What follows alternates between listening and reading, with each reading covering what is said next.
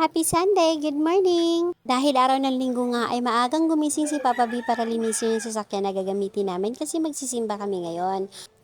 Mag-a-attend kami ng masang 10:30. Pagkatapos namin magsimba ay dumiretso naman kami ng SM kasi nga malapit ng pasukan kaya naman sulitin na lang ang mga itlugan ang gumala ng gumala.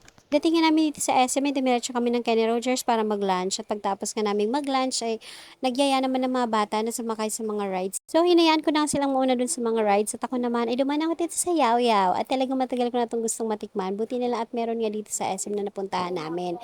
At ito nga ang kinuha ko, merong strawberry tapos meron ding toppings na almonds and caramel. Andito ako! At ito nga kay mga itlugan nga ay nagsisigaw, hinahanap ako, hindi kasi nila ako makita. Feeling ko tuloy lumit na ako, kaya hindi nila ako makita. Chas! Ito, bumili ako. Mama, sakay kami. Ayoko dyan, ayoko dyan. Ayoko dyan, gusto ko sa driver. Doon, ako sa doon. Tinatangan, 10 minutes lang. Kulang, Alam ko 100 to eh, bawat sakay eh. tayo lahat? Hindi, Ito na nga, maghihiwalay kami ng sakay ngayon dahil itong isang maliit ay gusto niya dito sa train. Samantala, yung tatlo naman ay gusto nila dun sa mga animals dahil gusto nilang mag-drive. Kaya ito naman, magkahiwalay kami. Pero nabudol pa rin naman kami ni Bunso dahil pagkatapos nga niya dito ay hinahanap ng mga kuya na at syempre makikisakay pa rin siya dun sa kabila.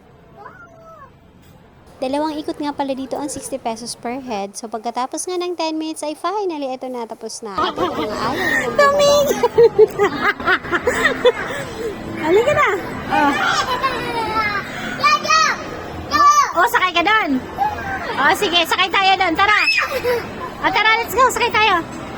Ayun, iiyak na nga sana siya sa pagtigil ng tren na kami sinakyan. Buti na nga lang at nakita nito mga kuya niya kaya ayan, okay na ulit siya.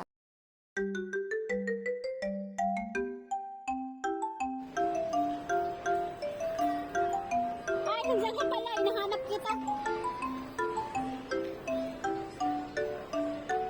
Oh, kuya, madamay si kuya mo.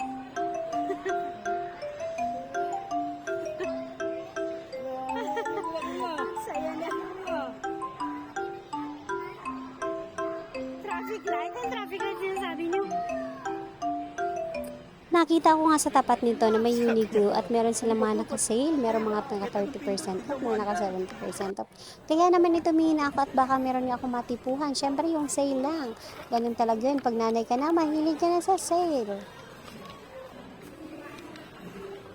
At pagkatapos nga pala nilang maglaro dito, ay dimiretso na sila sa sasakyan at pinasunod na nga lang ako ni Papa Bid gawa ng medyo humaba kasi yung pila sa cashier at sumunod na nga lang ako dito at ito naghintay sila sa labas. Gawa ng mainit pa nga daw dahil napakainit sa aming pinagparadahan. So, tapos na ang lahat. Ubus na ang laman ng bulsa ni Papa B. Kaya naman, tara na! Uwi na tayo at matulog ka na bunso. Ayan, antok na siya. Pagod na pagod talaga siya sa pagsakay dun sa mga animals na